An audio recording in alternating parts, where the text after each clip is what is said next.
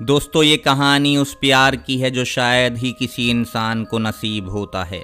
ये बात उस समय की है जब भारत और पाकिस्तान अलग नहीं हुए थे। जिनके साथ ये घटना घटित हुई वो अब इस दुनिया में तो नहीं हैं, पर उनकी दास्तान मोहब्बत आज भी ज़िंदा है। ये कहानी बहुत भयानक तो है ही, लेकिन साथ में इसको सुनकर आपको बड़ा अफसोस भी होगा। ये कहानी उनकी ही ज़ुबानी आपको सुनाते हैं। मेरा गांव प्रागपुर जालंधर छावनी से 1 किलोमीटर की दूरी पर था। वहां से नंगलपुर गांव की दूरी आधा किलोमीटर थी। मेरे गांव और नंगलपुर के बीच की इस दूरी के बारे में मशहूर था कि रास्ते में कम से कम 3 जगह पर चुड़ैलों का बसेरा था। अगर कोई रात के समय सफ़र करे तो पीछे से चुड़ैलें आवाज़ देकर उसे बुलाती थीं और उसका रास्ता रोक लेती थीं, और जब कोई शख्स मुड़कर देख लेता था तो फिर उनके जादू से उसे कोई नहीं बचा सकता था।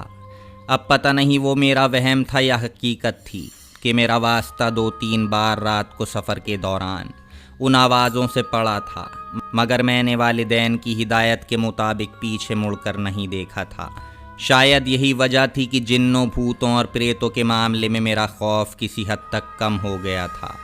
चुड़ैलों के बसेरों के अतिरिक्त भी मेरे गांव के पीछे की तरफ एक और जगह थी जो कि प्रेतग्रस्त कहलाती थी।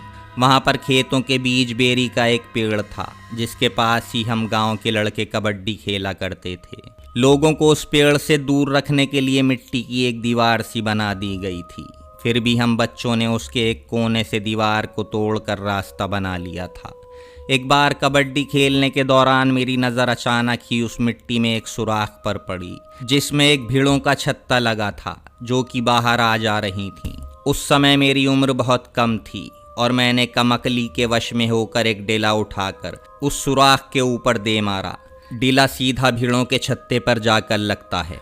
डीला लगने के बाद 4 से 5 भेड़ें मौके पर ही मर जाती हैं और कुछ भाग्यशाली थीं जो कि जख्मी हो चुकी थीं। उस शरारत को करने के बाद इस हैरत अंगेज मंजर को मैं बड़ी हैरानी से देख रहा था। तभी अचानक मेरे चेहरे पर किसी ने जोरदार चांटा मारा। मैं बेहोश होकर वहीं ज़मीन पर गिर गया। वहाँ पर मौजूद सभी कबड्डी खेलने वाले लड़के मुझको बेहोश देखकर परेशान हो गए और थोड़ी देर बाद उन्होंने मुझे वहाँ से उठाकर घर पहुँचा दिया। वालिदा और दीदी मुझको बेहोश देखकर घबरा गए और रोना पीटना शुरू कर दिया। जब उन्होंने मुझे लाने वाले लड़कों से सारा माजरा सुना तो तुरंत गांव के एक ओझा को बुलाया। उसके इलाज रूपी कोशिशों से काफ़ी देर के बाद मुझे होश आया। उसने मेरे घर वालों को बताया कि वो भेड़े दरअसल में जिन थे जो कि उस समय शादी के जलसे में भाग लेने जा रहे थे। इस बच्चे ने जो डीला मारा था, उस डले के लगने से एक ही ख़ानदान का प्रमुख जिन, उसकी 2 बेटियां और जवान बेटा मारे गए। उसकी बीवी इस हमले के दौरान ज़ख्मी हो गई थी, जबकि उसकी एक बेटी जो कि अंदर प्रवेश कर चुकी थी वो बच चुकी थी। उसी ने इस बच्चे को मारने की कोशिश की थी, लेकिन अच्छी किस्मत के बलबूते ये बच गया। उस ओझा ने लगातार 7 दिन तक आकर मेरा इलाज किया और फिर मेरे बाजू पर एक काला धागा बांधा और मुझे चेतावनी दी कि ये धागा कभी टूटने ना पाए। इसी दौरान मुल्क का बंटवारा हो गया तो हम लोग पाकिस्तान में सिखर चले गए। सखर में 2 साल के बाद 5वीं कक्षा में दाखिले के बाद पढ़ाई से मन बेजार होने लगा। अब वालिद साहब ने मुझे एक ओवरसीएल के साथ हेल्पर लगा दिया था। एक दिन घर से निकलते समय दरवाजे में लगी हुई कील से बाजू जख्मी होने के साथ साथ वो धागा टूट जाता है। मुझको इसका पता तब चला जब मेरे गाल पर किसी ने ज़ोरदार चांटा मारा। मैं चीख मार कर वहीं बेहोश हो गया। ये मेरी खुशकिस्मती थी कि हमारी मस्जिद के मौलवी साहब नज़दीक ही रहते थे, लिहाजा मेरे बेहोश होने के बाद मेरा ज़ख्मी बाजू तथा टूटा हुआ धागा देखने के बाद मेरी दादी अम्मा ने मौलवी साहब को बुलाने भेजा। मौलवी साहब ने आकर एक तावीज़ पहनने के लिए दिया और ताकीद की कि उसे मैं हमेशा पहने रहूं, वरना वो जिन्नी तुम्हें ज़िंदा नहीं छोड़ेगी। इसके अलावा उन्होंने ये भी कहा कि मेरा इल्म सिर्फ़ इतना ही है, मैंने तुम्हें उससे महफूज कर दिया है, मगर तुम किसी बड़े आमिल तांत्रिक के पास ज़रूर चले जाना। इस घटना के कुछ अरसे के बाद मैंने खरात का काम शुरू कर दिया। एक रोज़ मेरे वालिद को उनके ओवरसीएल ने एक अंग्रेज़ साहिब की गाड़ी को ठीक करने के लिए उनके बंगले में भेजा, जो कि वहाँ से कुछ फासले पर था। मेरे वालिद साहब ने वहाँ जाते हुए कहा, बेटा छुट्टी करके वहीं पर आ जाना, हम वहाँ से साथ में अपने घर चलेंगे। मैं दोपहर के 3 बजे के करीब अपनी साइकिल से वहाँ पर पहुँच गया। उस बंगले में अंग्रेज़ साहिब अपनी पत्नी और बेटी के साथ रहते थे।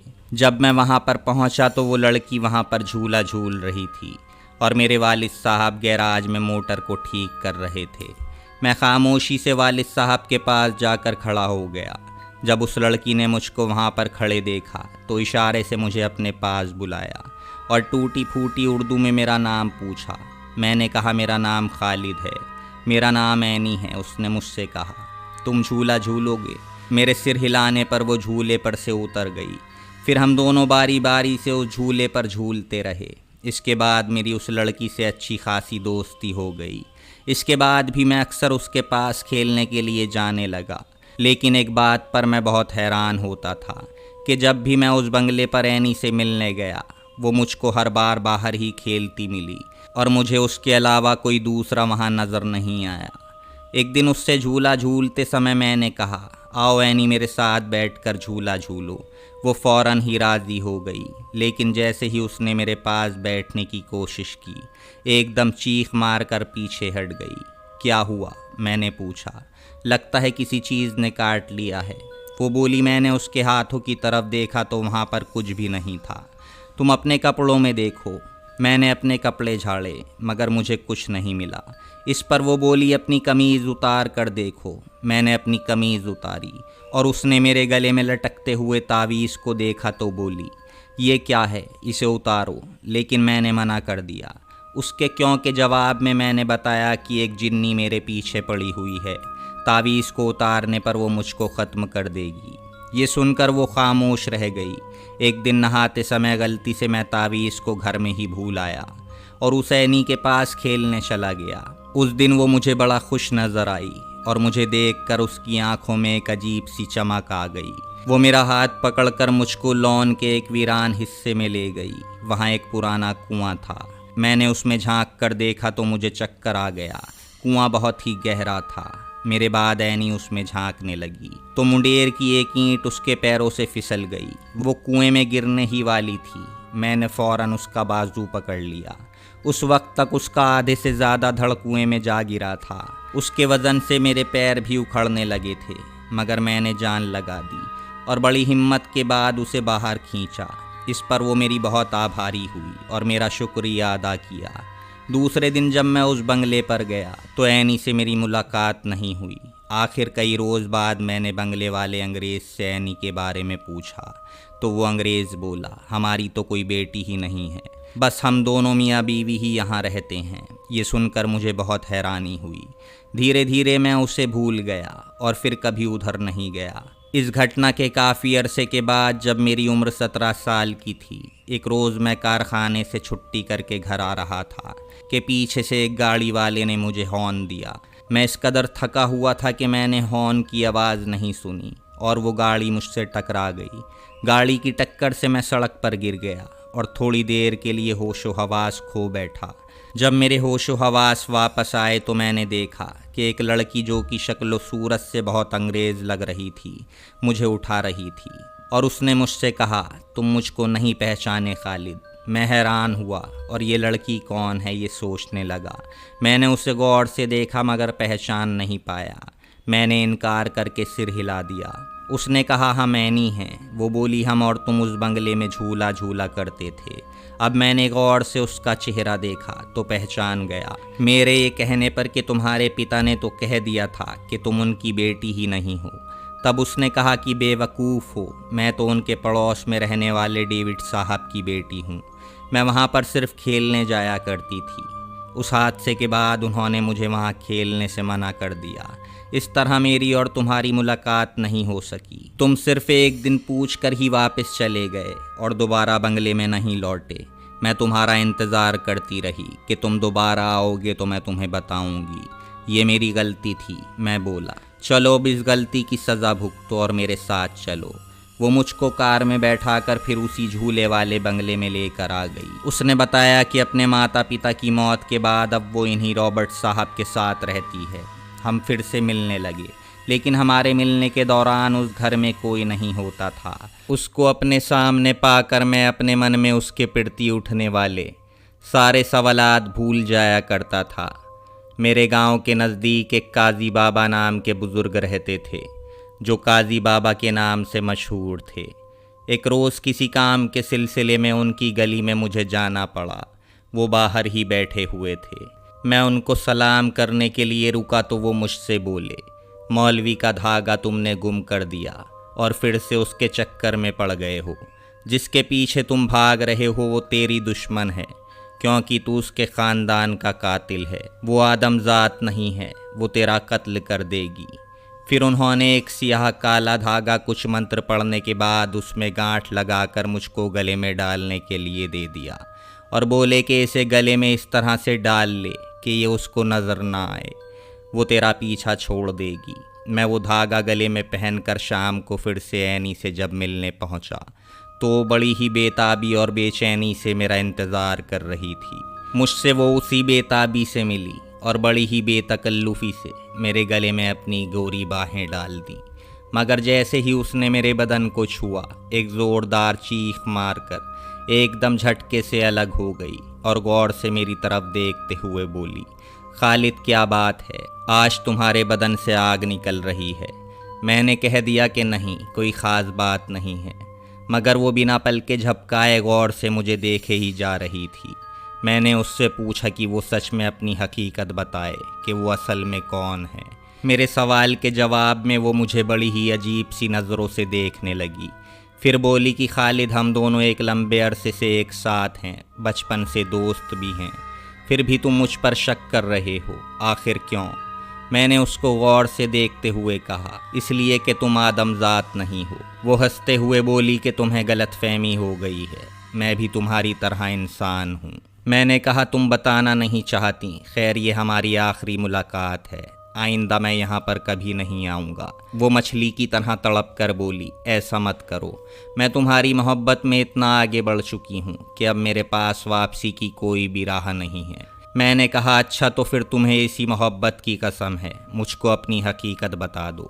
उसकी आंखें आंसुओं से भर गई थीं। अब मैं मजबूर हो गई हूँ कि तुम्हें सब कुछ सच बता दूँ, मगर उसके बाद हमारे रास्ते जुदा हो जाएंगे। क्या तुम ये सदमा सह सकोगे?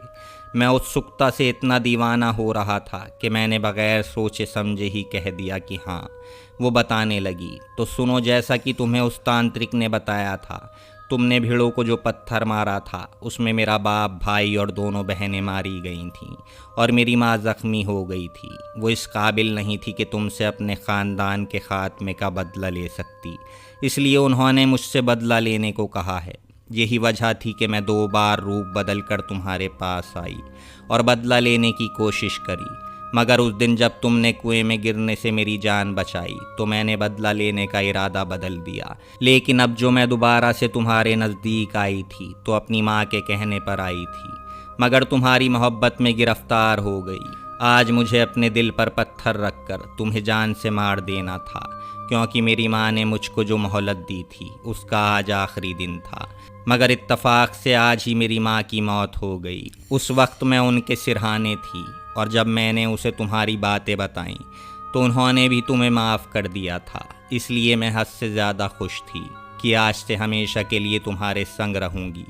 मगर ऐसा लगता है कि खुशियाँ मेरे नसीब में नहीं हैं, क्योंकि अपनी हकीकत बताने के बाद मैं तुम्हारे साथ नहीं रह सकती। इतना कहकर वो ज़ोर ज़ोर से रोने लगी। जब वो खामोश हुई तो मैंने पूछा, तुम तो जिन्नी हो और जब तुम कुएं में गिरने लगी थीं तो अपनी ताकत से काम लेकर तुम खुद अपनी जान बचा सकती थीं, फिर तुमने उस समय ऐसा क्यों नहीं करा? नहीं, वो बोली, हमारी भी कुछ हदें होती हैं, हम जिस रूप में होते हैं उसकी खूबी और खामी हमारे साथ चलती है। अगर ऐसा ना होता तो मेरे घर वाले तुम्हारे हाथ से लगने वाले मिट्टी के डले से ना मारे जाते। वो फिर से खामोश हो गई और फिर कुछ देर बाद बोली, खालिद, आज जाने से पहले आखिरी बार मैं तुम्हें गले लगाना चाहती हूँ, तुम ये धागा उतार दो। मैं धागा उतारने में कुछ हिचकिचाया तो वो बोली, तुम्हें अब भी शक है, मैं अपने दिल के हाथों मजबूर हूँ। अब तुम्हें क्या नुकसान पहुँचाऊँगी जब मैं तुम्हें छोड़कर जा रही हूँ। मैंने अपने गले से वो धागा निकाल दिया। तो वो मेरे सीने से लगकर फूट फूट कर रोने लगी। आखिर जब उसके दिल का गुबार निकल गया तो वो अलग हो गई और फिर बोली, मैं जानती हूँ कि मैं तुम्हारे बगैर ज़िंदा नहीं रह सकती, इसलिए तुम मुझे इजाज़त दो कि जब भी मैं अपने दिल के हाथों मजबूर हो जाऊं तो तुमसे मिलने चली आऊं। मैंने इजाज़त दे दी। वो एक बार फिर से मेरे सीने से लगकर रोने लगी और फिर धीरे से खुदा हाफिज़ कहकर मेरी नज़रों से गायब हो गई। उस दिन के बाद वो मेरी शादी के मौके पर सुहाग रात को मेरे पास आई, यानी कि जैसे ही मैंने अपनी पत्नी का घूंघट उठाया तो ये देखकर हैरान रह गया कि ऐनी दुल्हन बनी बैठी है। उसने मुझे मुबारकबाद दी और चली गई। फिर दूसरी दफ़ा उस वक्त आई जब मेरे घर बेटा पैदा हुआ। मैंने देखा कि वो काफ़ी कमज़ोर हो गई थी। मैंने कहा, अपना ख्याल रखा करो। वो बोली, किसके लिए रखूं? वो हसरत से मुझे देखने लगी और बिना कुछ कहे चली गई। इसके बाद मेरे 5 बच्चे हुए और ऐनी हर बच्चे की पैदाइश पर मुझे मुबारकबाद देने ज़रूर आई। आखिरी बार वो मेरी पत्नी की मौत के बाद आई। पत्नी के इंतकाल के बाद एक दिन मैं उदास बैठा हुआ था कि वो अचानक आ गई। मैं उसे देखकर हैरान रह गया। वो बिल्कुल ढांचा लग रही थी। आते ही वो मेरे बाजुओं में झूल गई और कहने लगी, खालिद, मेरी आखिरी ख्वाहिश ये थी कि मैं तुम्हारे बाजुओं में मरूं। आज मेरी ये ख्वाहिश भी पूरा कर दो। अब मैं इस दुनिया से जा रही हूँ, तुम मेरी कहानी को आम कर सकते हो। इतना कहते कहते उसकी आंखों से गंगा जमुना बहने लगी। चंद लम्हों में ही उसने दम तोड़ दिया और फिर उसका वजूद धुआं बनकर मेरी नज़रों से ओझल हो गया।